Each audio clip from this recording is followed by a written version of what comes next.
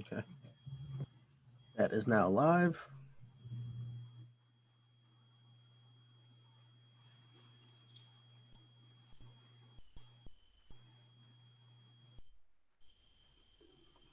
Uh-oh. You mentioned me in your story? It's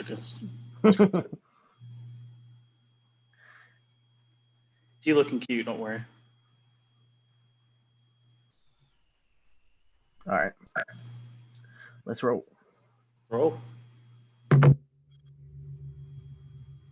3, 2, 1. Welcome to the Around the 412 Fantasy Football Show, brought to you by the Pod Hub Network. I am your host, Smitty, and with me, back again, season 2 of the show, Donnie Druin. How's it going, man? Really excited to be back. Dude, we were talking, we've been talking about it through text a lot. Like, we knew we wanted to come back for season 2, but I've just been so hyped for doing this because, like, last year, which we were talking about my illness right before we started recording, I was sick for most of football season, obviously fantasy football season, and we maybe got in like 10 episodes of this thing. It's just like so sporadic, hit and miss with the content. It kind of sucked. And I mean, when we did shows, I thought they were good quality and everything like that. But, you know, I woke up not knowing if I'd have a voice for the show. So I'm definitely excited to be back for year 2 of doing this and ready to roll with you. I'm happy that we were able to make this happen. Yeah, I think even the content that we did get out last year, we helped a lot of people win some games and even some championships. So just the overall amount of support that we've gotten from, not only the fantasy show, but the regular show as well. And now you guys are really starting to pick up steam. So I think when you combine those two things together, I think we're in for a really great year. Yeah. Speaking of Around the 412, we are sponsored by Keats Barbershop. It's an old-fashioned barbershop located at 180 Brighton Avenue in Rochester, PA. Open 11 to 7 Tuesday through Friday and 9 to 4 on Saturday. Every Tuesday, he does $5 off for military personnel, first responders, and nurses. I am wearing his shirt right now because as of today, a lot of people were getting paid today in the NFL. And Around the 412 was getting paid as well. We extended our sponsorship with Keats Barbershop. So very happy about that. Christian's a good friend of ours personally, but he runs a great thing. Super happy for him. And obviously with everything that's going on right now, his shop is still, getting back open, but he is open for business. You got to make your appointment only. You can download an app called The Cut and make your appointment right on there, or just check out his social media and, his phone numbers in there, and you can schedule an appointment that way. But other than that, I mean, just to give you guys a little bit of a background, if you're new to the show, coming into year 2, year 1, as I mentioned, it was kind of sporadic with content, but we did win a lot of people some games. Shout out to Tyler Hernley. Don't know if he's in here yet. He runs he's in a very different type of league, and we got out of it, actually. It was interesting for us to it was a different dynamic for us. You hear about like standard half point PPR leagues, and that's what we're used to, dynasty keeper leagues.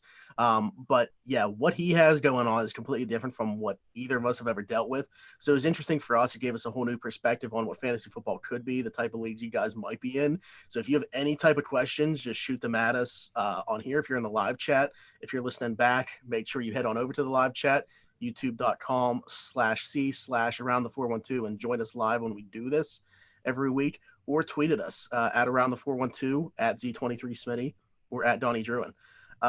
But yeah, so every week we're going to be coming to you guys with fantasy football content. As far as, show 1, we're going to go over the guys that finished top 5 at their positions last year.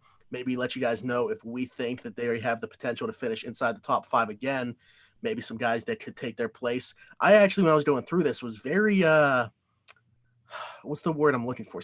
I just surprised by some of the names that I saw there, finish in the top 5 at their position. I made sure to separate whether it was standard or PPR that they finished in the top 5 and differentiated there. But, also, like I said, guys that we think might, jump into that top 5. And then also, we're going to talk about, we're both Steeler fans. Around the 412 is a Steelers-based show. We're going to talk about the fantasy impact you guys could see from your Pittsburgh Steelers. I know there wasn't a whole lot of fantasy value from the offense in general last year, but could there be with returning Ben Roethlisberger? That's what we're going to talk about. So, like I said, though, to start off, let's talk about some of the guys that finished top 5 in their positions last year. Donnie, why don't you go ahead and start? For sure. So this was standard scoring, at least whenever I went through and I checked this on ESPN. It didn't have a PPR option, which I thought was very interesting. But nonetheless, the top 5 quarterbacks that finished in order for standard scoring in 2019 were Lamar Jackson, Dak Prescott, Russell Wilson, Deshaun Watson, and Jameis Winston. I think Jameis Winston was kind of the name that caught me by surprise a little bit. I knew he put up the numbers last year. I didn't think top 5 numbers, but then again, when you throw the ball so many times, that's kind of the placement that you should expect. I don't know about you. I have 3 guys that I think can easily return to top 5 in 2020, and 2 guys in the top 5 that probably don't. I guess we could start with Lamar Jackson. There's a lot of talk about him potentially not running the ball as much in 2020, or even just a lot of talk of him trying to fine-tune his passing skills in the pocket. At least in my opinion, I don't see anything that suggests that we should see a drastic fall of superiority from Lamar heading into 2020. I still think he's going to have the freedom to take off in the pocket and, make defenders look silly and, get people fantasy points and valuable fantasy points at that. So at least for me, significant drop off. Does he hit those rushing numbers again in 2020? Maybe, maybe not. But I still think he's probably the top fantasy quarterback going into this year. Yeah, I'm right there with you. And, you mentioned looking at like obviously Pat Mahomes, I think that we both think is probably the best quarterback. Yeah. When we talk about fantasy, it's Lamar Jackson over him, in my opinion. And he is probably going into this season as QB1 on pretty much everybody's board. The one guy in the top 5, you mentioned Jameis, and I wasn't necessarily surprised to see him in the top 5. I mean, we know he had a 30-30 season, ton of 300-yard games where he was also throwing 4 interceptions in those games. But, the fantasy points still stacking up there. Much more fantasy value than real life value there. But obviously now, as a backup quarterback for New Orleans, unless an injury were to happen to Drew Brees, he's obviously not going to be in the top 5. So that's obviously one of the names that you're talking about falling out, I would think. As far as the other one, you look at Dak, who finished number 2. The weapons that he has in Dallas are tremendous, though. I mean, barring even a Michael Gallup trade, which I know has been floated out there. I'm a huge fan of Michael Gallup. I think they should keep him and just roll with that stud offense that they look like they're going to have, at least for this season, with Dak playing on the franchise tag. I really like that offense, and I don't see a drop-off from him that would, take him out of the top 5 fantasy-wise. Russell Wilson, I mean, he obviously doesn't add as much as Lamar Jackson does with his legs, but he adds value there. The model of consistency really in the NFL, I still think that he's underappreciated, as crazy as that seems. He doesn't get talked about enough, even though he gets talked about quite a bit. Like it really doesn't make sense how he's, still underappreciated, even though he always gets mentioned. Never a single MVP vote, which is also crazy to me. And then the last guy would be Deshaun Watson, and obviously DeAndre Hopkins no longer there. That would be maybe the concern. I'm curious to see what he looks like. The offensive line has been talked about a lot. Obviously, Laramie Tunsil's there, which was a great upgrade for them at left tackle. But, you look at the rest of the line. You look at their receivers, too. They have a bunch of decent weapons, but who's the number 1 there? I mean, they brought in Randall Cobb. They bring in Brandon Cooks. You have Kenny Stills there, and then you have Will Fuller, which I guess Will Fuller is kind of like the alpha if he's healthy, and that's a big if because we see it every single year that he's not. Yep. So for me, obviously Winston falls out, and you said you're keeping 3 of the 5 in. Is Watson the other one falling out? Yeah, Watson's going to be the other one falling out, and that's not it's not a hit towards him. That's just more so the loss of DeAndre Hopkins. I'm interested to see how him and how the offensive loss for Hopkins and the Texans can correlate with each other. We kind of saw that with the Steelers offense after Antonio Brown left, and granted there was a bunch of other factors going into that, but when you lose a talent like that, you need real game reps to kind of see what works and what doesn't in terms of finding an offense without him. And I think Texans will kind of see a similar struggle without DeAndre. And like you said, they had guys like Brandon Cooks, Randall Cobb, Will Fuller's there. You mentioned Kenny Stills. They also had a David Johnson, a tremendous receiving back when healthy, out of the backfield. And they also have Duke Johnson there as well, I believe. So there's still a lot of options for Deshaun to go to. Just none of them are named DeAndre Hopkins. Yeah. I do want to, because I want to bring up a quarterback I think moves into the top 5. But Stubbs is in the chat right now, and he's asking about Cam Newton, which obviously, Cam Newton's in New England now. You look at the rest of that offense, though, their best weapon, an aging Julian Edelman. You have N'Keal Harry there, who was the worst rookie wide receiver last year. But, you would expect a nice jump in year 2. He's working out with Cam Newton already. As far as fantasy value, man, if I really would have to sit down there, he's not in my top 5, not in the top 10 either. I don't think that there's enough weapons there to provide fantasy value. But you know what? Hey, if he's healthy, which it looks like he is, I am curious to see what he can add once again on the ground. For like, are they going to let him do that? I'm curious to see, like Bill Belichick, is he going to open it up like that? We'll see. But, what are your thoughts on Cam Newton in New England? There's 2 sides of this coin for me, 2 sides. Sorry. One side is we're talking about a Cam Newton who has struggled to remain healthy the last couple of years. We saw him really banged up last season. That kind of pushed Carolina to kick him out the door. And then all of a sudden New England signs him. And, it's kind of like we forgot Cam Newton wasn't really healthy. He's getting a little bit older. He's pretty banged up for taking all of those hits. So we really don't know what to expect out of Cam Newton, because it's not like the player changes once they put on a different uniform. He's still the same guy. So everybody kind of forgetting the troubles and, everything else that he went through in his last year at Carolina, all because he put on a Patriots helmet and, picking him to win MVP and all this other stuff. I'm not really sure I could do that. On the other hand, he has probably the best football coach to ever step foot on a football field. And you kind of have to trust Bill Belichick to do his job. If there's anything the Patriots organization does, is they put their players to be in the best position to win football games. Whether that translates to fantasy success or not, I'm not too entirely sure. But I have no doubts that Bill Belichick and, Josh McDaniels are going to be working very, very hard and diligently to make sure that Cam Newton is able to produce. Yeah, it's because we've only seen Tom Brady there. Like, is this offense going to completely change because of Cam Newton being there? I mean, it's a completely different dynamic. He's worlds different than Tom Brady in terms of play style. So going to be interesting to see. But getting back to the top 5 quarterbacks, one guy who I think definitely makes the jump up, and we were just talking about the trade of DeAndre Hopkins, is Kyler Murray in Arizona. I think that offense is just, it's going to be electric with DeAndre Hopkins there now. I really like Christian Kirk. I like Andy Isabella. Larry Fitzgerald obviously getting up there in age, but, still security blanket, doesn't drop the ball. And, the line, which they could have probably addressed more, they decided to go with Isaiah Simmons as opposed to a tackle in the first round. But I think it's decent enough.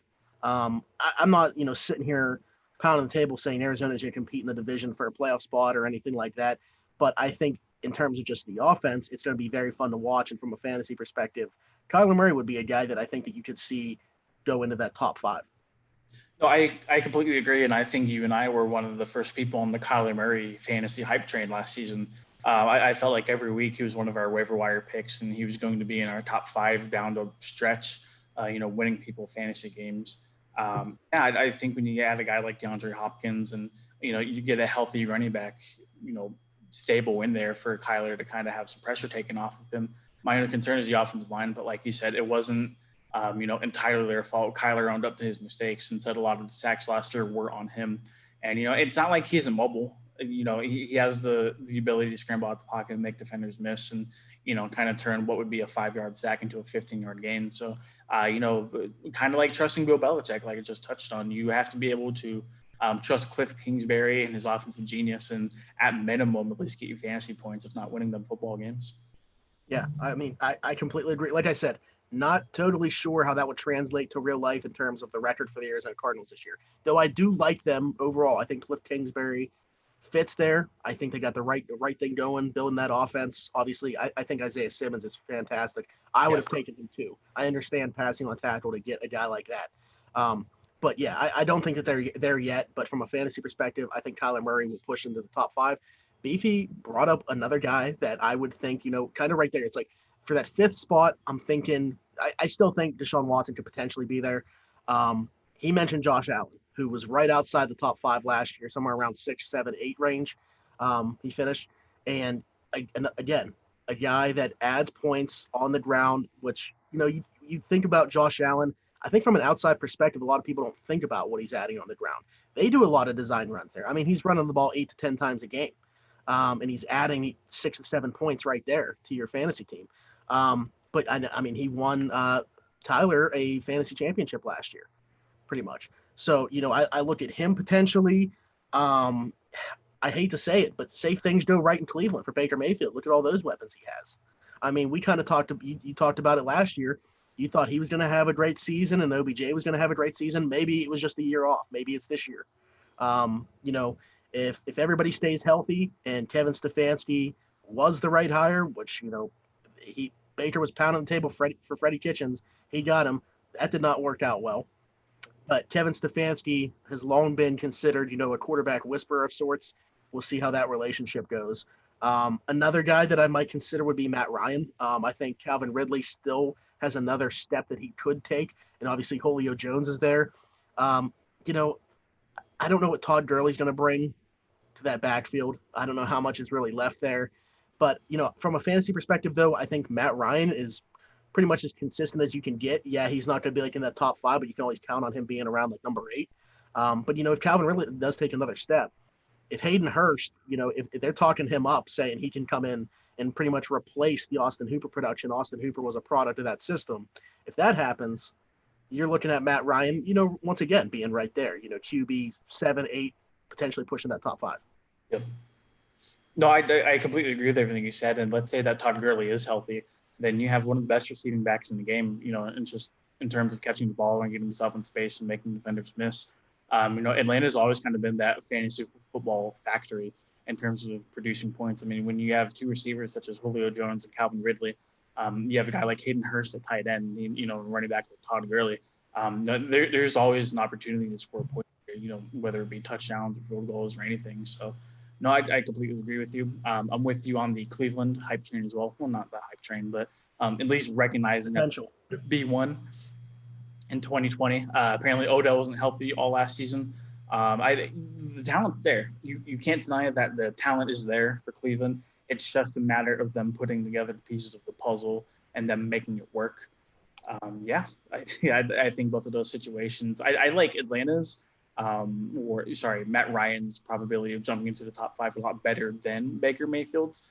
And kind of the same as Josh Allen, but like you said, Josh Allen was a fringe quarterback 5. Now he's got Stephon Diggs.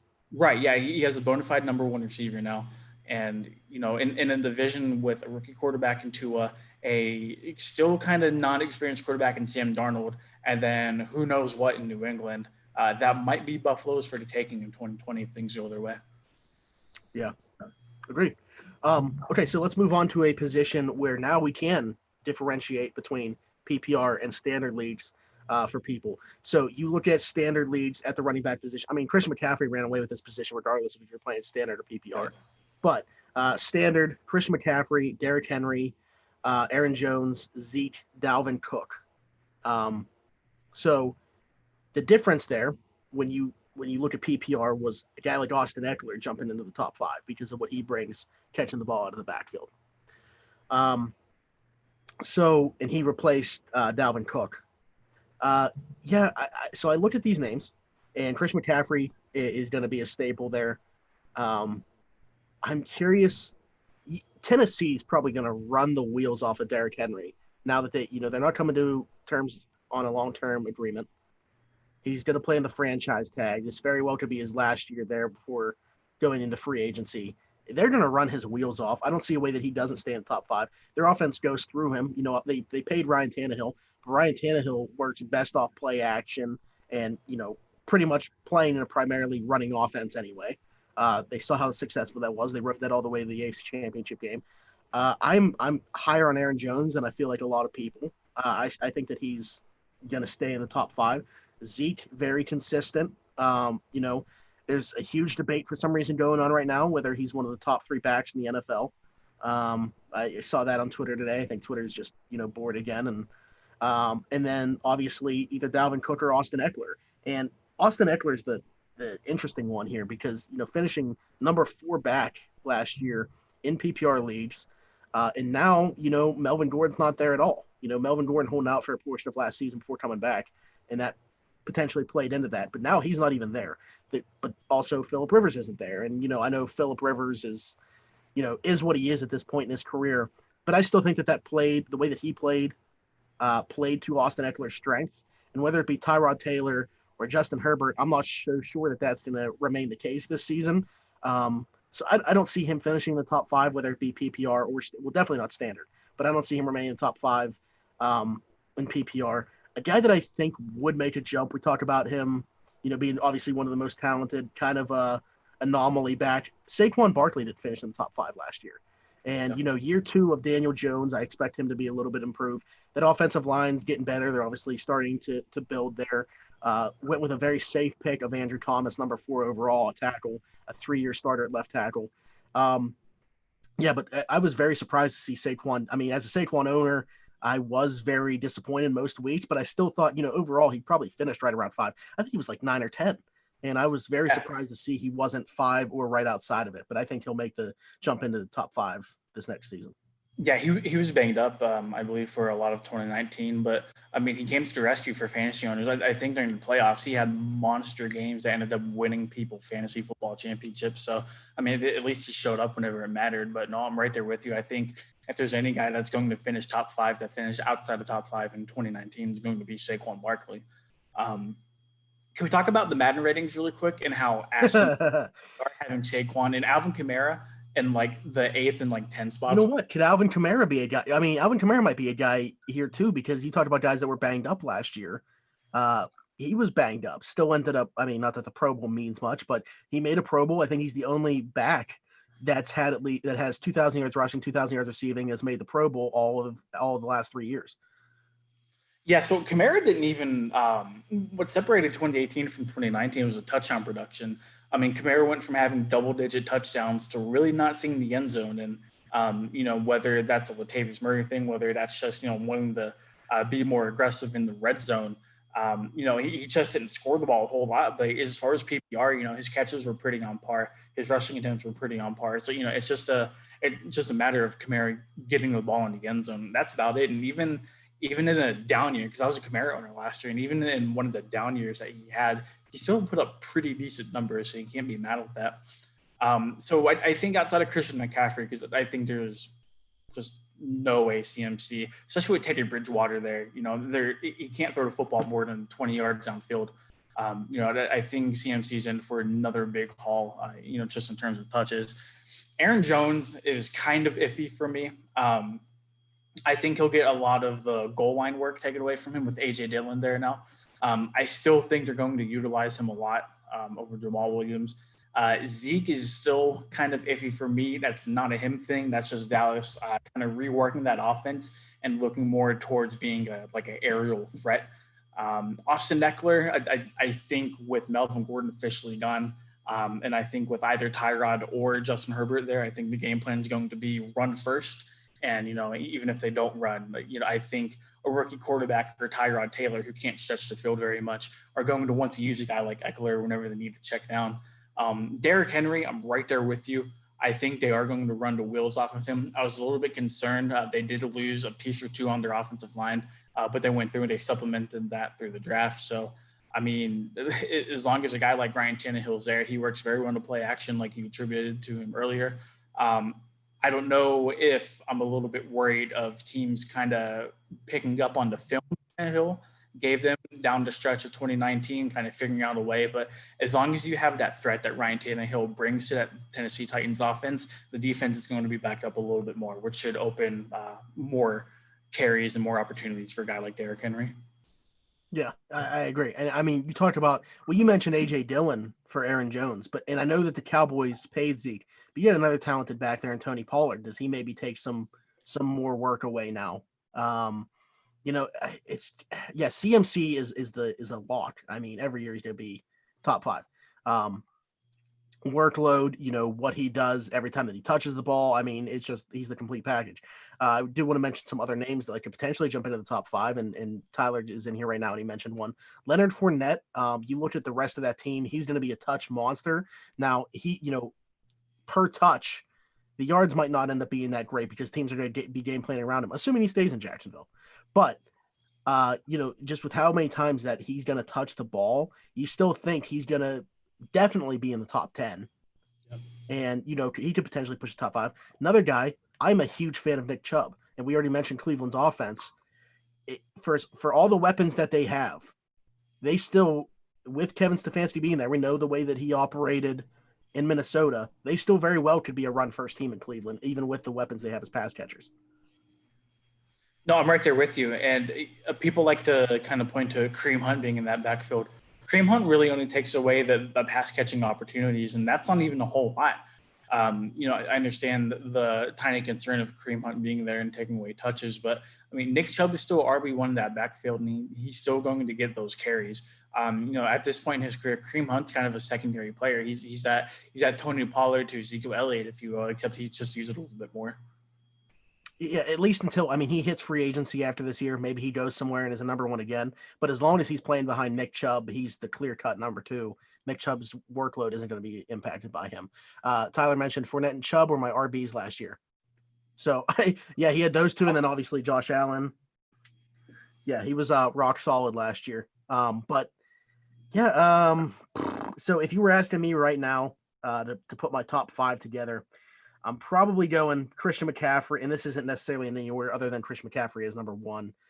Christian McCaffrey, Derrick Henry, Saquon. Also I want to mention with Dalvin Cook that they have Madison there as well, who was very good at times last year. Again, teams have more than one capable back. They're realizing it, and they are taking workload from their number 1 because unless you're in a situation like in Tennessee where we mentioned they're going to run the wheels off Derrick Henry, if your guy is going to be there for a while, you don't want to run the wheels off of him. So Chris McCaffrey, Derrick Henry, Saquon. I'm probably going Chubb is in my top 5. And I'll put Zeke in there for now. Yeah, so I have 2 potential guys sliding out of the top 5. I think Zeke slides out of the top 5 this year. And like I said, I think that's just the nature of how the Cowboys offense is going to be. And I actually think Derrick Henry takes a small step back, besides getting all of those carries. He finished number 5 in the scoring I saw on ESPN. I just think a guy like Saquon is going to come back and push one of those guys out, whether it's Eckler or Henry or, like you said, even Cook. And that's assuming Dalvin Cook plays this year. He said he wanted a new contract. And, how running backs get when they want a new contract. Not going to play, and then they end up not getting paid, and they end up looking like Devontae Freeman. Yeah. The thing with Henry is obviously if you are in standard, he's going to be much more valuable. If you are in PPR, there probably is 5 backs that you would put ahead of him. Not really known for catching the ball in the backfield. You talked about guys like Austin Eckler. They could be more valuable in a PPR league. I'm very curious to see how, if at all, the Chargers offense will change going from Phillip Rivers to a Tyrod Taylor or Justin Herbert. As you mentioned, if they're run first, I'm curious to maybe do we see Jackson take some carries away from Eckler, and could he end up – because I know that was actually the talk when Melvin Gordon was holding out. A lot of people thought he might be like the guy that would take touches away, and Austin Eckler would keep his exact same role. So if they're run first, maybe he gets, an expanded role. But Austin Eckler, you would think that his role won't really change much because whether it be a Tyrod Taylor who, is going to operate within 10 to 15 yards of the line of scrimmage anyway, he's not going to throw the deep ball, or Justin Herbert who has the arm, but he's a rookie. He's probably going to be operating through his running back and tight ends a lot. So very interesting to see if the offense changes at all going from Phillip Rivers to one of those 2 guys. Either way, I think Austin Eckler falls no further than like RB 8, 9, definitely in the top 10. Yeah. No, I'm right there with you. I think Eckler and even a guy like Leonard Fournette, it's all about opportunity. And, you highlighted, let's say Justin Herbert is a starter from day 1. He's going to go through some growing pains. I don't think Herbert's going to go in day 1 and just light it up. I think he's due, and I think just the overall passing game and LA, I think it's due for a bit of regression. I'm not super high on guys like Keenan Allen this year. I'm not super high on a guy like Hunter Henry, although like you pointed out, a tight end is quarterback's best security blanket. So we'll see if the verdict's out on that. Tyler has a hot take when we get to tight ends. I'm excited. Okay, but let's move along to receivers then. So I knew this guy had a phenomenal year last year, but Chris Godwin finishes wide receiver 2, both in PPR and in standard. Obviously behind Michael Thomas in both of those as well. Michael Thomas caught 3,000 passes last year. So obviously he was number 1. Standard lead, you have Michael Thomas, Chris Godwin, Kenny Golladay, Cooper Kupp as well. Kind of surprised me. And Julio Jones. PPR, you have Thomas, Godwin, Jones, Kupp, and then Hopkins.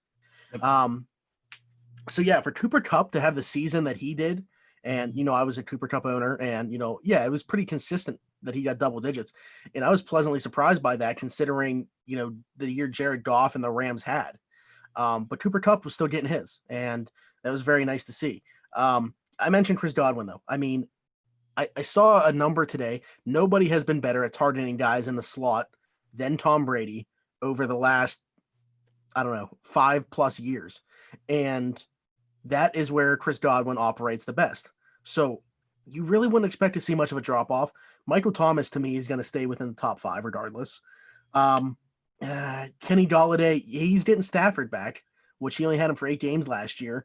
But I don't know if I could put him in the top 5. And I'm kind of on the fence with Cooper Kupp as well. I know that Brandon Cooks isn't there, so maybe you could say there's like one less mouth to feed.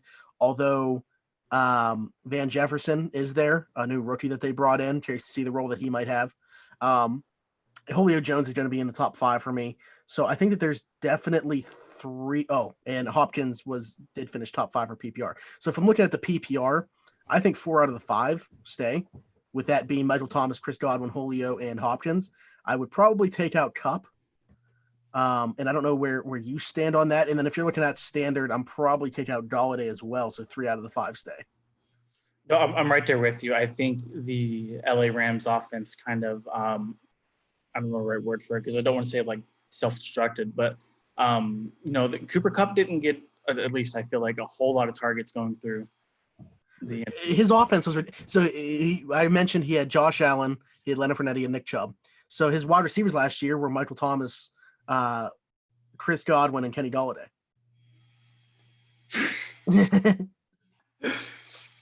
But I think Michael Thomas and Julio Jones are definitely mainstays for me in the top 5. And to bring up the whole Kenny Golladay point, our friend of the podcast, Logan Bell, had brought up a very good point to me, because we were actually talking about this a couple of nights ago. Kenny Golladay is good. He does put up numbers, but I feel like he feels like Marvin Jones kind of offers the same thing at a much, much lower ADP. So you can get a guy like Marvin Jones later on in the draft that'll put about around the same production. Granted, it's going to be a little bit lower, but Kenny Golladay is probably one of the big names in fantasy that probably don't deserve that title just because of Marvin Jones, what he presents as a wide receiver 2 right behind him. So I think Cooper Kupp drops out of the top 5 going into next year. This might be a hot take, but I don't think Chris Godwin finishes top 5. I don't believe in Tom Brady, the passer, heading to 2020. Whether that's a moving on from Belichick thing, whether it's Tom Brady being 40 years old and not being the passer he was 5, even 3 years ago. I think DeAndre Hopkins probably slides a little bit, and that's not on Hopkins, it's on Kyler Murray. I just think, growing into a new system from day one, it's going to take a little bit of, growing pains, but he's still going to be option number 1 in Arizona, as he should be. But no, I have Michael Thomas and Julio are my top 2 guys staying in the top 5 for this year. Okay. So, I mean, if we're talking about potential guys to move into that top 5, we talked about what Cleveland's offense could be. Is OBJ a fringe, top 5 guy if things work out perfectly there? One of the guys in Dallas's high-powered offense, Amari Cooper. Who was the other name I was thinking of immediately? Oh, this might surprise some people. A name that I think could push top 5, Tyler Lockett. Really? I mean, we talked about. If they get, so I expect DK Metcalf to take a leap, which could help out Tyler Lockett, which will help out Russell Wilson. But if they were to add another weapon, say, things work out and they bring in Antonio Brown. Yeah. Say things work out and they bring in Antonio Brown. After Josh Gordon signs with the new Washington team, they decide to bring in Antonio Brown in Seattle. I'm just saying, I really like the prospects for Tyler Lockett without that happening. Just with DK Metcalf taking a leap in year 2, kind of opening things up for him. I'm big on Tyler Lockett. Well, we talk about Russell Wilson being super consistent. You could say that for Tyler Lockett as well. That Wilson-Lockett connection has been solid, dynamite, whatever you want to call it, for a number of years. And I think the presence of a guy like DK Metcalf can only help strengthen that because, let's say DK does take a leap in the year 2. I mean, he was already a pretty solid rookie receiver. DK is only going to draw more attention from defenses from here on out. Yeah, I agree. And I mean, what about like a guy, obviously he saw his other receiver go. What about Adam Thielen in Minnesota? I mean, does Justin Jefferson provide enough on the other side immediately to make Adam Thielen a wide receiver 1? I think regardless, I think Thielen's in for a lot of targets heading into 2020. So I don't even factor Justin Jefferson into my thought process for Adam Thielen. I think Thielen's a talented enough guy to make it work there. And, Kirk Cousins, even whenever Stephon Diggs was there, I feel like Cousins, at least on the stat sheet where it matters for fantasy football, I think he preferred a guy like Thielen over Diggs. And, if kind of like the same thing in Seattle, let's say Justin Jefferson does have a really great rookie year, that's only going to benefit a guy like Adam Thielen. What about the other? So, I mean, if you think that about Chris Godwin, what about Mike Evans?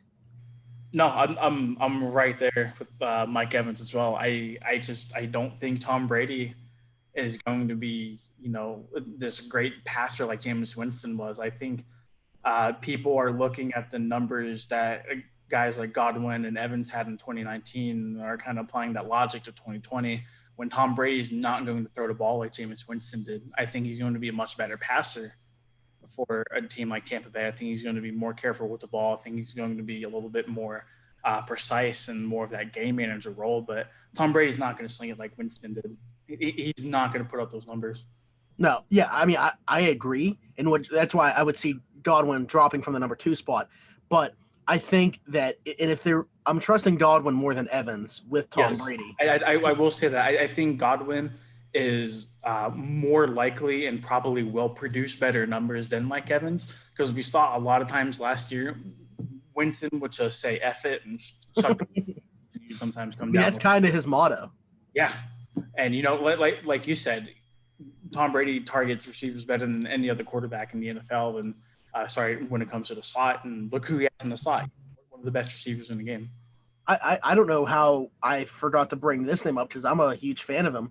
Davante Adams. Yeah. They, especially with them not adding any receiver talent, it's only a matter of him and Aaron staying healthy, because that connection is top 5 at worst in the NFL as far as like quarterback and receiver duos go. They should have gotten. I mean, their big addition to the wide receiver room is Devin Funchess.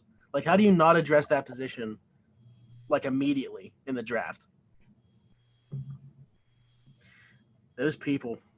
Shaking my head. What are they doing up there, Jake? Because the brand's filled with cheese. Okay, so tight ends. This is where Tyler has a little bit of a hot take. He says Eric Ebron finishes top 5. Man. How did that? So let's look at the top 5, how they finished. And there was no parity here. Whether it be PPR or standard, it was the same 5. How they arranged might have been a little bit different. But you have the same names in there. Travis Kelce, George Kittle, Mark Andrews, Darren Waller, Zach Ertz.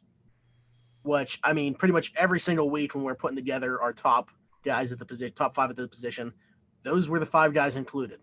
Maybe you would have, like, depending on matchup, a little Evan Engram action here or there. But Jonnu Smith action here or there. Yeah, he's a guy to watch, I think, coming into this season. But Okay. So I don't see a way that this list gets rearranged much. I don't either. I mean, either. I think the one guy we talked about, Jonnu Smith, I think he has one of the better chances of emerging that. Um, how do you feel for about a who guy though? I mean, Ertz, just because you have Goddard there as well.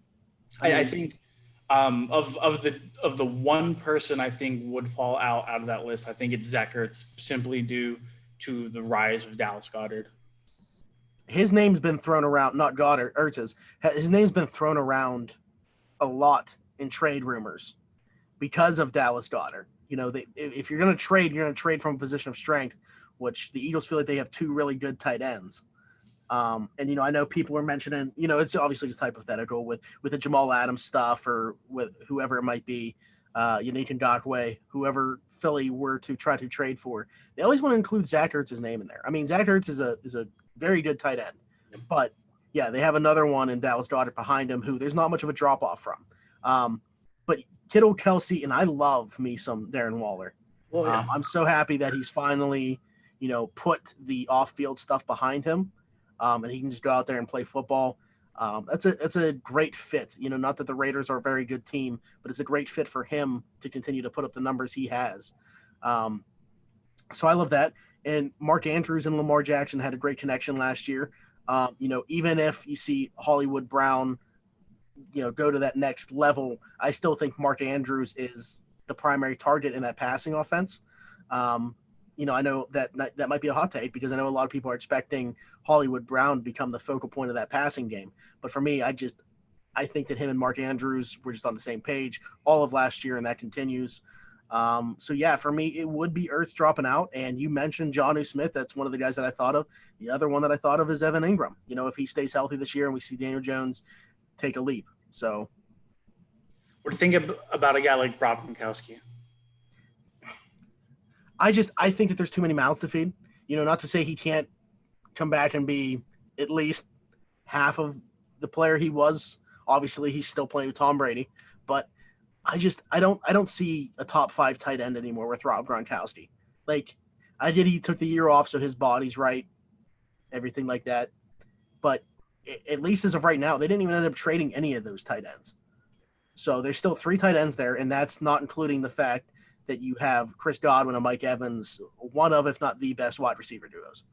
And, you know, we were talking about the way that Tom Brady is going to throw him the ball,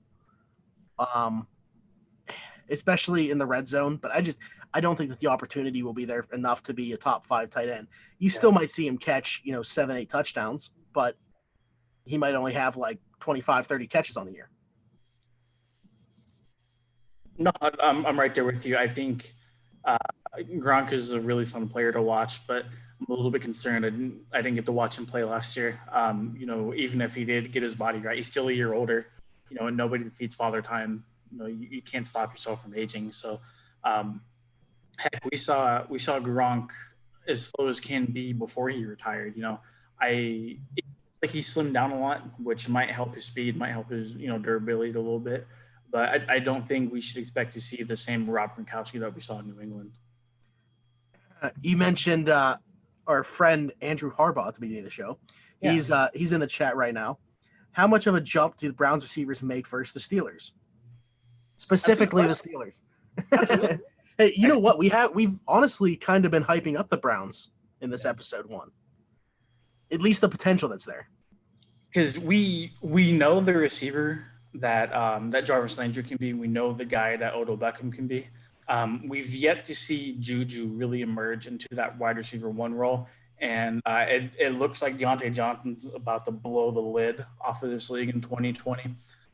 You also have a guy like James Washington, you know, who it looks as of right now, he's, you know, more of a deep threat, if anything else. And then you have Chase Claypool, you know, where he looks like more of a big body red zone target, you know, strum the ball downfield on the boundary and see what happens. But man, that's a good question. I think you need to define the term leap for me, just in terms of like having better numbers. No, he's talking about. So he was going back to the Browns. He said, "I'm tired of potential. Tell me we will be good, please." Oh, I love Harbaugh. Okay. Well, I mean, The offense should be good. I can't promise anything. yeah. It looks good on paper, but paper don't win ball games. We mentioned Austin Hooper. Did they overpay for him? Potentially. Yeah. We'll see. We'll see what he is outside of Atlanta's system. Does David Njoku stay there? I don't know. I think they end up finding a trade for him before the season starts. What's his trade value, you think? Man. A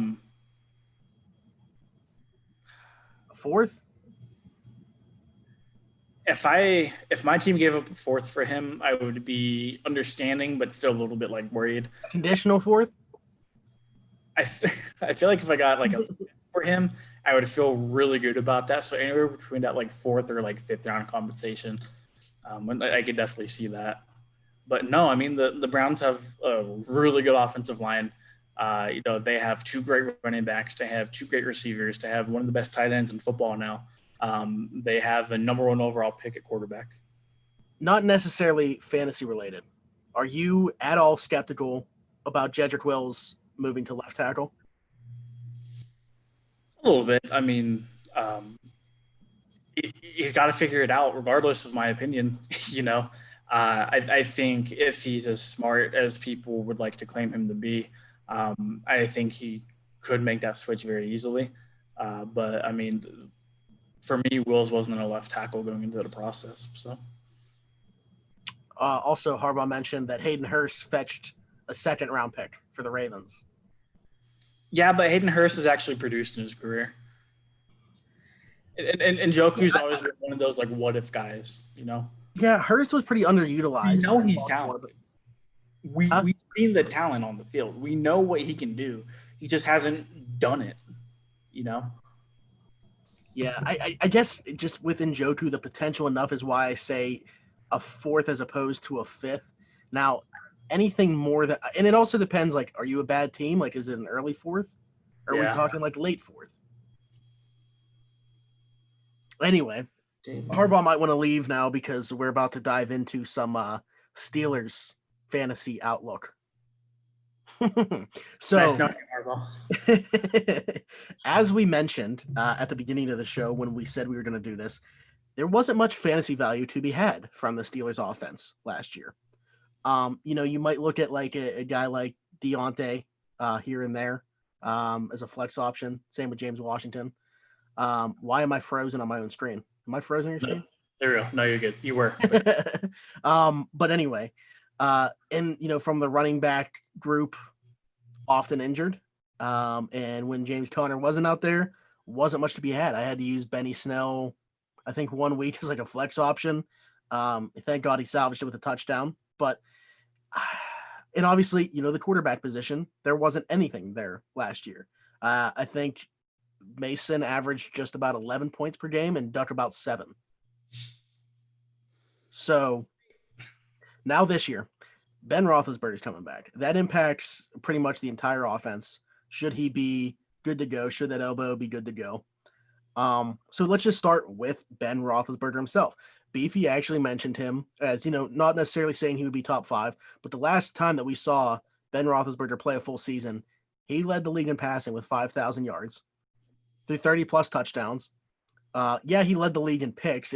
He had 16, which, you look at like how many guys threw more than 16 last year. And it's kind of crazy the 1 year difference that was. But it was the lowest interception total for a leader since in the last decade. So what are you expecting from Ben Roethlisberger from a fantasy perspective next season? I haven't said this publicly for a reason, but I guess now is as good a time as ever. I'm a little worried about Ben in 2020, man. He's 38 years old. He's coming off that really bad elbow injury, which required surgery. And, as we know, surgeries don't necessarily hold up, like we expect them to. They don't just magically fix things. And I know we heard from, guys like Juju saying the ball was popping out of his arm, made that really nice whistling noise when they were working out together. Even before he was hurt, and granted, Roethlisberger always gets off to a slow start to his games. He doesn't play a whole lot of preseason action. takes him a couple weeks to get going in terms of the passing department. That's been that way for a while. I'm a little concerned. I'm and just in terms of Ben's fantasy value, or just like him himself. I don't know. I don't know. I would like to have this optimistic lookout that a lot of Steelers fans have, and I understand it. I'm looking at the player, I'm looking at the age, I'm looking at him coming off probably one of the worst injuries of his career. That's not really exciting, but like on the other side of the coin, he has every weapon he could possibly ask for on the offensive side of the football. So really for me, it just comes down to whether or not he's able to take control of that offense, because if Randy Fichtner is still calling plays for this team, I think everybody's going to be held back. But, you can only expect his offense to go up with Roethlisberger as a starter, elbow injury or not, regardless if he's 38 or 45. And anything is better than what we saw at the quarterback position last year. Yeah. So I owe that to you. I'm a very conflicted person when it comes to Big Ben in 2020. No, I get it. I look at myself as the eternal optimist when it comes to the Steelers. And Ben Roethlisberger going into the season is a great indication of that, because I still think that he will have value both in real life and fantasy. I think that the real life value will be probably greater. I mean, just what he brings to the actual Steelers, the way that he'll be able to manipulate the defense and read defenses and open things up for everybody. You're not able to crowd the line of scrimmage. But yeah, in terms of fantasy, I think that I'm looking at it more like, what does he, how much does he really have to do? Just get the ball into these guys' hands. Right. If he throws a 3-yard pass and the guy goes 97 yards for a touchdown, he's getting the points for a 100-yard touchdown. So, you look at what guys like Deontay Johnson can do after the catch, what Juju can do after the catch, and what James Washington brings as a deep threat. You hope that Ben's still able to throw that deep ball, at least to some extent. That's the big question mark. I want them to open up the season in New York by him throwing a deep ball to James Washington. Just test it out, test the waters. But yeah, I still am hopeful that he's, in the top 15 or so, which, I don't know. I don't know where you're saying you would put him, but I think I looked at the supporting cast, as I mentioned, the receivers so far. That's not even including Chase Claypool, just because with the way this offseason has been and everything, not sure how much of an impact he'll have right away. I think his greatest contribution immediately could potentially even come on special teams, but in the red zone. And then you look at the two tight ends, Vance Mcdonald, another guy that had a down year, which you could say about the entire offense. But when Ben Roethlisberger plays, he is a guy that he likes to look to. And then you look at Eric Ebron, a guy that seems to just fit the mold of what Ben Roethlisberger wants out of a guy, when you look at what he brings to the table. So, I'm cautiously optimistic about what this offense will be able to do with Ben Roethlisberger, moving Matt Filer to guard to replace retiring Ramon Foster. And, that's not a solid deal yet, by the way. I just want to make that clear. Yeah. Opening camp up like that. If Chooks or Banner does not look like a starting right tackle, they will happily move him back and have Wisniewski start at left guard. Yeah. Which, either way, because Ramon Foster, love the guy. He, along with pretty much the center, left guard, left tackle. I know Pouncey made the Pro Bowl last year, but if you're asking me, DeCastro and Filer were the two standouts, the two very good offensive linemen last year, and the other three all had down years. So I hope that Banner Chooks honestly can win that right tackle spot, and you can have Filer play left guard. I like the way that worked against the Rams when they moved Filer to left guard to kind of neutralize, if you want to say that, because no one's stopping Aaron Donald, but slow him down to the best of his ability.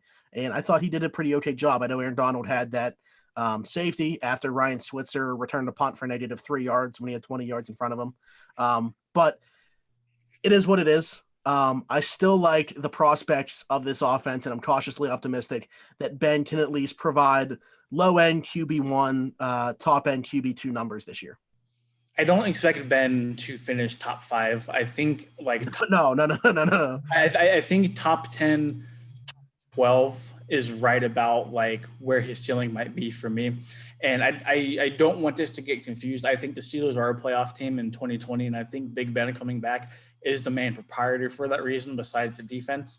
Because if this team barely missed the playoffs with a guy named Duck throwing the football, I think Big Ben can come back and easily kind of replicate that success and bring it to further levels.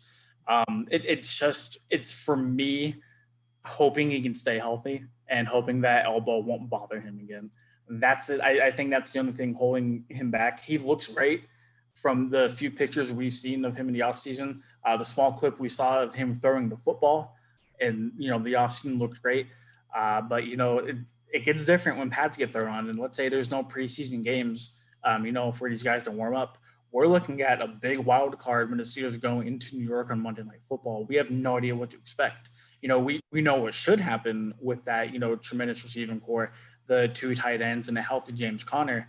But, what should happen and what does happen doesn't always kind of reflect on each other.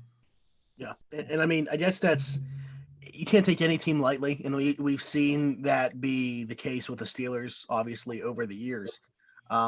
But New York is probably, one of the better places for them to start the season with all the variables that they have going into it, with Ben coming off the injury and not going to play in the preseason, with nobody playing in the preseason, and such a lack of team activity going on where these guys are all going to be together actually practicing. So I think New York is probably like as good of a place as they could open up, other than, if they were playing the Giants, but at home or something like that. But yeah, it might take a while for them to get back into the groove of things. They're going to have to grind out some wins early in the season, I think. But like I said, I'm cautiously optimistic that healthy Ben is a positive for the offense, the entire offense.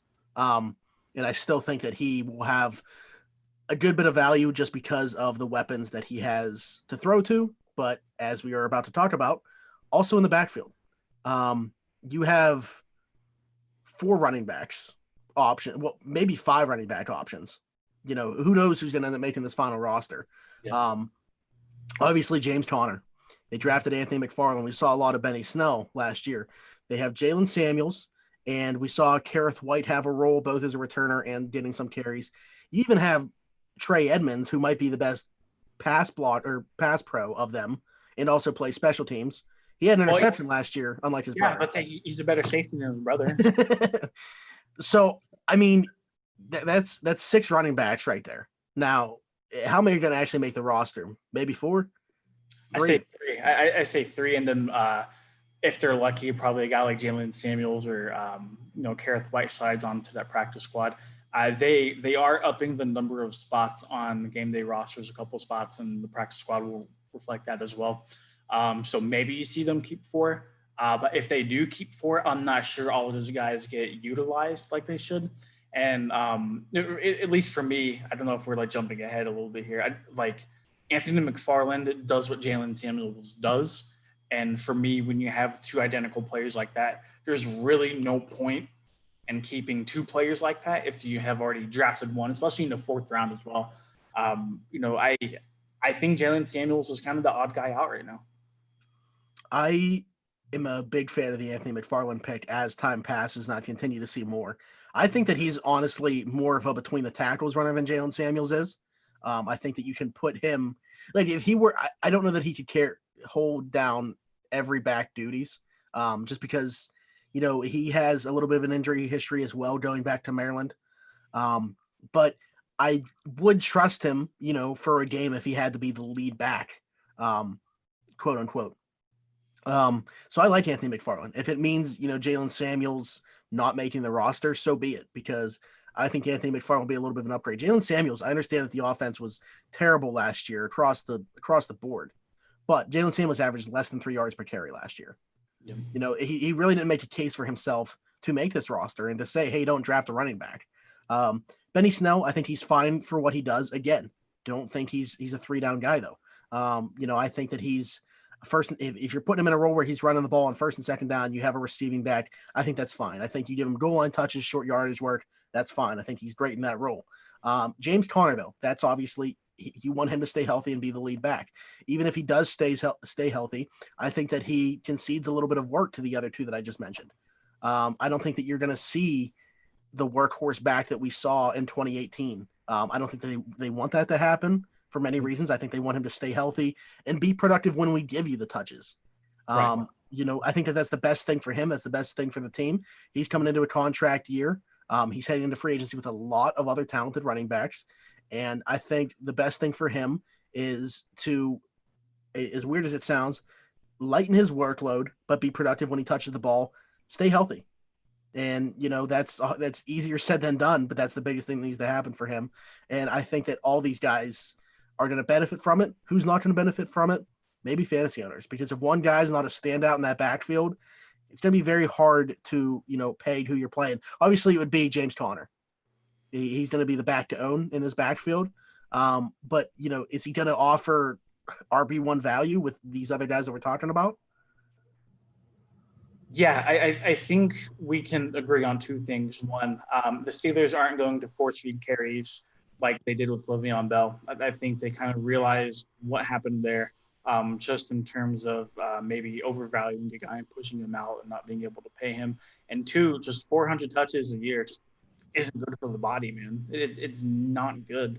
I think they are keen on wanting to keep their guys healthy, and I think that's part of the reason why we will see a little bit more of not necessarily a running back by committee, but more divvied up touches. The second thing I think we can agree on is that when healthy, James Conner is the lead back in his backfield. I think he will get majority of the work. I think he will get majority of the touches, but it's just all dependent on him staying healthy.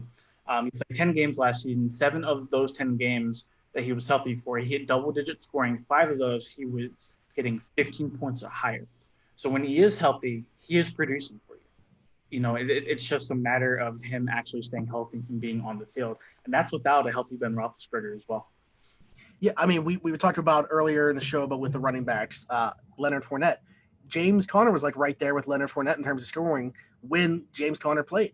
So, if James Conner stayed healthy last year, it would have been interesting to see what happened. But that didn't happen. And we have another running back in the mix now, and Anthony McFarland, who, I mean, I just mentioned where I'm at with him. I'm pretty sure that in the pre-draft process, you were pretty high on. Yep. Matt Canada, who is the quarterback's coach, but we both, I think, expect him to have a little bit more influence than that in the offense, coached him at Maryland. So, I mean, it's going to be interesting to see how they utilize these guys. I just don't think that any of these guys, assuming they all stay healthy, get enough touches to have that great of fantasy value. I think I'd probably be fine, assuming he stays healthy, with James Conner as like my RB2. But if he's your RB1, I don't know. Yeah. No, I think with Pittsburgh's backfield, there is always a guy, no matter who you look at, where it's like, okay, but, and then, there's always kind of a counterpoint to what he can do, like productivity-wise. I don't know about you, but the Steelers draft is very telling for me with them kind of setting up the chess pieces beyond 2020. Benny Snell isn't a feature back. He's a run through the tackles. He's a workhorse running back. Anthony McFarland is not a feature back. He's a guy that you want to get in space. He's a guy who can catch the ball, make players miss in the open field. James Conner can do a little bit of both, but he's in a contract year, and like we alluded to a million times already, he has trouble staying healthy. So I think should Conner be gone past 2020, which I think me and you can kind of agree that's what it looks like right now, barring something crazy, or if he really wants to stay in Pittsburgh, him taking, a decent pay cut compared to the rest of the market. I think that will reflect on, the fantasy scoring as well. Benny Snell was very touchdown dependent, like you said. He, his top 2 of 3 scoring performances had him scoring a touchdown, and that was it. And, he hit triple digits 3 times in 2019. And granted, he was very off and on with his carries and, the Steelers game plan and him being involved in that. He's very limited on paper. He only had 3 catches last year as well. He's not this perpetual fantasy running back that you're pegging as a sleeper, and like I said, he's very limited on paper. But let's say James Conner goes down. From what I watched on film last year, Benny Snell was a damn good running back, and I think all it takes is opportunity and more trust in the Steelers' offense for Snell to kind of explode like that. Like I said earlier, Anthony McFarland should be taking over that Jaylen Samuels role. Samuels caught multiple passes in 9 games last year, so he's at least involved somewhat if McFarland were to replicate that role. But it's still kind of like a big question mark for me, just in terms of what this backfield is going to look like. Yeah, okay. So two things. One, say James Conner goes down, who's the back to own? And two, I think that there's kind of two things now with this James Conner being a contract year that need to be taken into consideration. You talked about all the running backs that are also entering the market, which probably, I don't want to say devalues him, but if these guys are going out and looking at running backs, there's other names they're going to take before James Conner. So we could potentially see him sign a cheaper deal to stay in Pittsburgh. But also, on the other side of that, with everything that's going on right now, COVID-19, the way it's impacting businesses everywhere, and that includes the Pittsburgh Steelers organization and the NFL as a whole, the salary cap not going up as much. Maybe it stays the exact same. Who knows? The financial future of the NFL is kind of in flux right now. So it's kind of hard, especially at the running back position. Teams aren't going to be committing dollars to the running back position, especially with what's going on right now. I just wanted to bring up that point as well about James Conner potentially staying in Pittsburgh past 2020. But to get back to the first thing I said, should James Conner go down, who's the back to own? I think it's Benny Snell, just based off of what we saw last year. I think Snell has the trust of the coaching staff now. I think whenever he was not force-fed the ball, but like I said, he's a workhorse. The more you feed him, the more he's going to produce. So if you can guarantee me 20 to 25 touches a game from Benny Snell, I think you're going to see some very good scoring outings from Snell. A guy like Anthony McFarland, I'm not too sure, just because one, if he does take over that Jaylen Samuels role, I don't know what that means for him. Just in terms of touches and what his role would be if James Conner did go down. I would assume he gets more, but how much more? Like you said, if they don't want to divvy up, if they don't want to overload a guy like James Conner, they're not going to want to overload a guy like Benny Snell or Anthony McFarland. So I think those duties might be split 50-50, with Snell mainly being, the third and one, hey, go get us a couple yards kind of back, and McFarland taking that, hey, go catch a couple of screen passes here or there for that kind of role. But I think Snell would offer just a little bit more upside. Yeah. We're talking about McFarland with the Jaylen Samuels role. The Jaylen Samuels role, that could change, though, now with Ben Roethlisberger back and Matt Canada having some influence. So that's another thing to take into consideration, but also something that we have no idea what it's going to look like yet. I mean, this is going to be the first season where Matt Canada has that influence in the offense. So to what extent, we don't know. So that's kind of hard to predict. But I guess, my point is maybe the Jaylen Samuels role is expanded from what we think it is, with the role that McFarland would be taking over. So I don't know. You don't draft a guy in the fourth round to not use him and not use him a lot. And, from everything that Mike Tomlin and everything from, Kevin Colbert said, they really like him. They like how he's able to make plays. They like him in space. So they're Tomlin likes everybody that comes out of Maryland, though. Yeah, that's true. Sean Davis. Okay, so wide receivers. I mean, this is the position that we feel like, say Ben is back, could offer the most value here. And this is tough because I don't know who to start with. Do I start with Juju or do I start with Deontay Johnson, who's the number one in Pittsburgh's offense? We talked a lot about the year Deontay Johnson put together last year, considering what we had at the quarterback position, was really, and considering he got hurt in week 2 as well, groin injury that required offseason surgery, kind of remarkable when you think about it. He led the league in yards per separation, not amongst rookies, among everybody. Also, in the top 5 in average speed after the catch. Like I mentioned, what he can do after the catch, and that's really, he separates from guys, but he's also very good after the catch. So I love Deontay Johnson, one of my favorite players on the roster already, just going into year 2. And you talked about what he could potentially do with a healthy Ben. I expect Juju to bounce back, and, for the sake of both of them, I hope they're both good, obviously, but they're just going to help each other the better that each of them are. Right.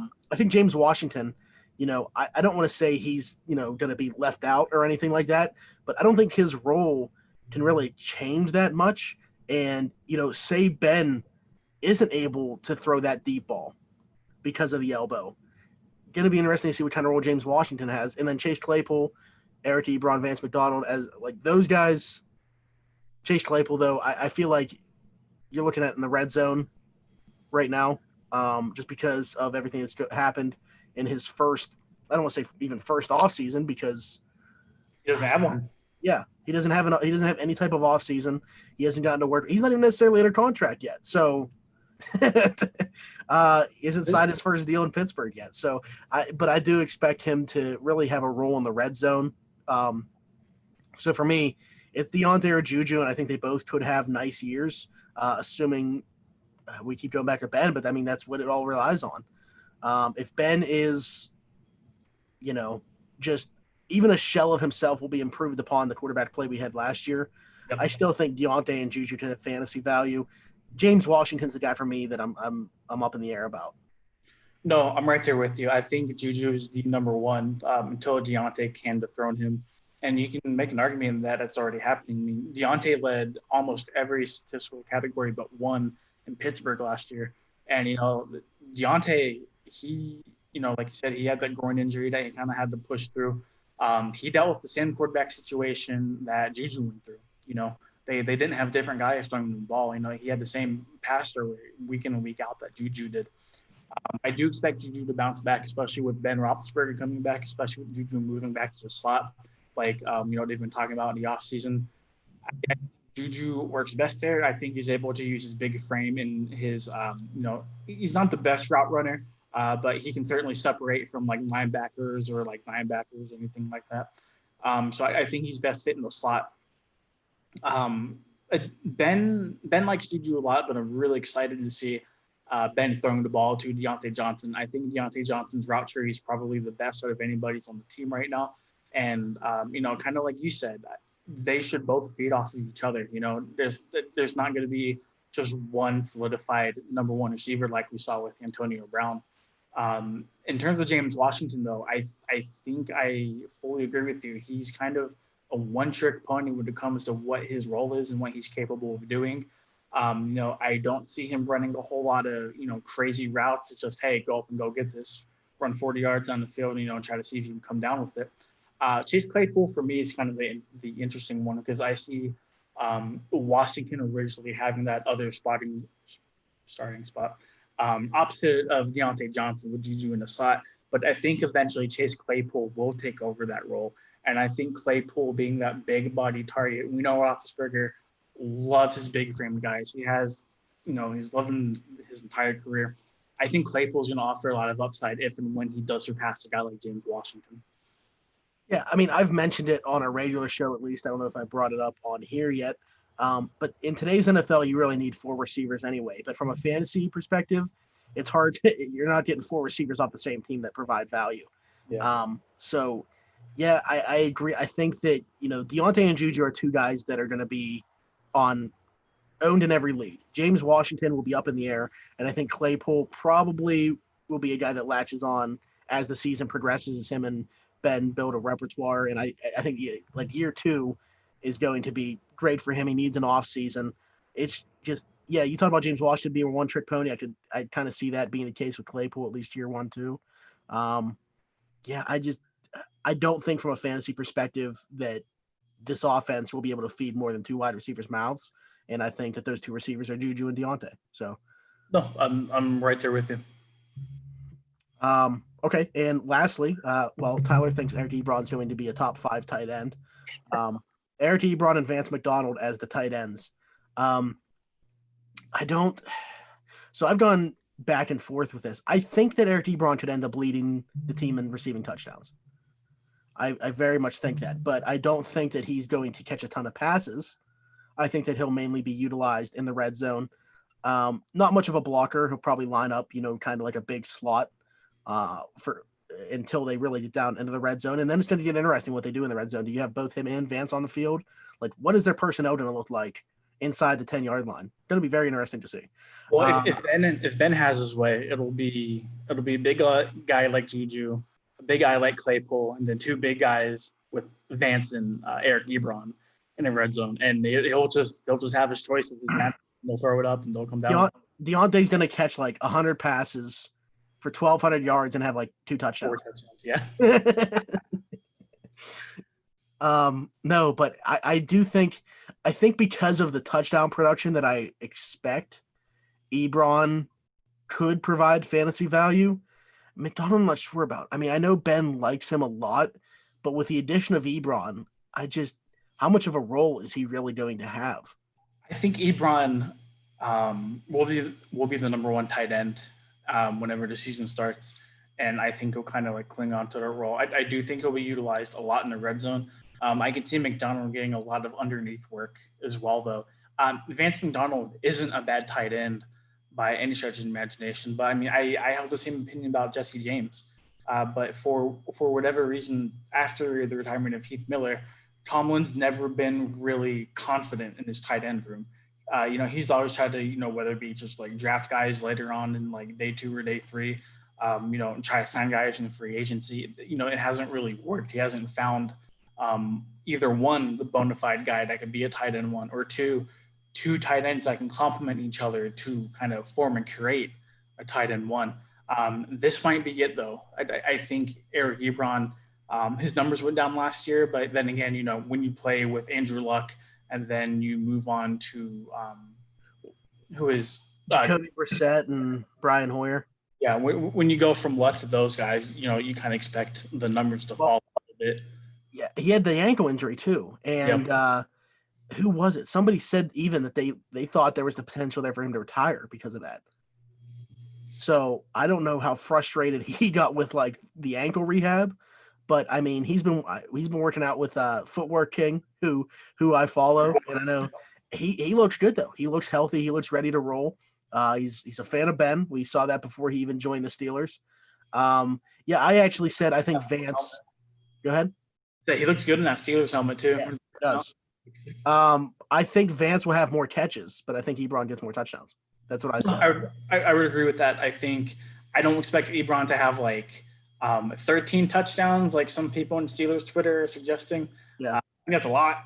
That's a lot of touchdowns for him to catch. Yeah. But if that happens, I mean, the Steelers are obviously in a good place then. So, I mean, I wouldn't mind that being the case. But just in terms of fantasy, I definitely think Ebron offers a higher upside than Mcdonald. If he catches 13, that means Ben's pushing like 40. Yeah. And I'm not talking years old. I'm talking touchdowns. Oh, man. But anyway, yeah, I would say if you are owning one of those tight ends, I would probably go with Ebron due to the touchdown production that I expect him to have. I'm right there with you, but I mean, I hate to keep beating a dead horse, but this all comes back to Ben and his ability to stay healthy because, if he's healthy, I think everybody has a chance to take their piece of the pie. It's just a matter of, who actually goes out and doesn't on the field. I'm not going to lie.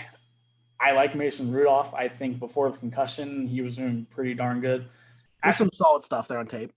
Yeah, after the concussion, we saw him kind of a different player, and the whole Myles Garrett thing happened, and yeah, that was.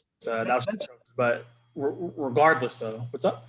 I was just saying that's the one thing. It's like though, you want your quarterback to be mentally tough, and because of him never really rebounding from that, like you might question that a little bit more than the skill set. I mean, his footwork's terrible. It's most of the worst I've ever seen. But if I'm questioning something like you just mentioned, like there were some bright spots before that hit against the Ravens. Does that speak to his lack of mental toughness? Because that could be even more worrisome than like the lack of skill set that he has. Yeah. No, I mean, I think you're right. I think the one of the main differences between a guy like him and a guy like Duck compared to a guy like Ben is that if Ben goes out there and one, he gets his shit rocked, or two, he throws a bad interception. Doesn't care. But Ben's going to go out there and throw the same damn pass 3 more times that game. He trusts himself. He trusts his receiver's ability to go catch a football. Whereas, guys like Mason Rudolph and Devlin Hodges, it didn't seem like they had a lot of trust there, and I fully understand that. They were thrown into that situation without a quarterback coach. Yeah, without a quarterback coach. I mean, they did, but he was an offense coordinator. But we're not going to. Yeah. They were thrown into the fire, and it's kind of hard to expect those guys to rise from the ashes and succeed and lead the Steelers to the playoffs. But not to circling back to fantasy. No, it's all in the hands of Roethlisberger, man, and. Here's to hoping he can stay healthy because, that would benefit both fantasy players and just the team in general. Agree. Well, this has been fun. Excited for excited for episode 2, which we will have a preview of you guys. We'll tweet out what we got planned for that when it comes time. But other than that, Donnie and our editor for All Steelers, Noah, will be joining the regular show on Thursday evening when we record. And then Friday, Tyler and I will be interviewing Steelers defensive back Minkah Fitzpatrick right here, streaming live on YouTube. Other than that, I want to once again mention that we are sponsored by Keats Barbershop. Keats Barbershop is an old-fashioned barbershop located at 180 Brighton Avenue in Rochester, PA. He is open 11 to 7, Tuesday through Friday, and Saturday 9 to 4. Every Tuesday, he does $5 off for military personnel, first responders, and nurses. We are also part of the Pod Hub Network. You can go onto their site or their social media accounts. Go check out all the other shows along with Around the 412. And as I just mentioned about All Steelers, you can go to their site, read all their great stuff from great writers just like Donnie Druin here. Other than that, like I said, we'll have a preview of episode 2 when it comes out. If you listen back to this, head over to youtube.com/c/around the 412, subscribe and hit the notification bell so you can come join us live. If you're watching but you're not subbed yet, make sure you hit that sub button and the notification bell so you know when we go live, like we will be on Friday with Steelers defensive back Minkah Fitzpatrick. Other than that, it's been Smitty and Donnie, and we will talk to you guys next time. Bye-bye.